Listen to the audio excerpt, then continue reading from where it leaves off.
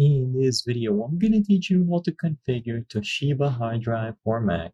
It's a very easy process, so make sure to follow along. In this video, I'm going to teach you how to use a Toshiba hard drive with any Mac that you have, either a MacBook or a Mac desktop. Regardless of which device you are using the Toshiba hard drive with, you will be able to transfer files, erase the Toshiba hard drive storage, and do whatever you wish. So, in order to connect these sort of external hard drive, you simply have to establish a USB connection. So all that you have to do is plug one end of a cable into the actual hard drive or even an SSD, and then the other end goes into your Mac or MacBook's ports. So just look on the side of your device and then find the suitable port. It is either going to be a standard USB port like this one or a USB-C, depending if you have a more modern model.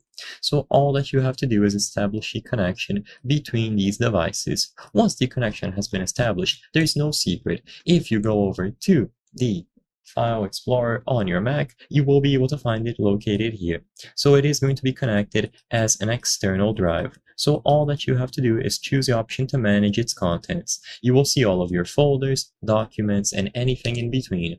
You can drag files from outside of the external hard drive in here. So if you right-click any file, you will find the options to copy, move, cut them, and so on, or you can simply drag and drop. Everything that is dropped here will be saved into the external hard drive storage even after you remove it.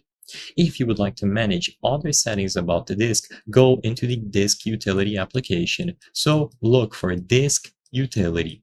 This should detect the external hard drive that you have connected. So you will have the internal storage and then below the external one, which is what we're looking for. This is going to be the Toshiba drive that you have connected to your Mac. In here, you will find all sorts of options like first aid if you are encountering a problem, the option to partition, erase if you would like to format, restore, unmount, and so on. You will see all of the used storage space, and it is easy to manage. I hope I was able to help you on how to configure Toshiba hard drive for Mac. If this video helped you, please be sure to leave a like and subscribe for more very easy tips. Thank you for watching.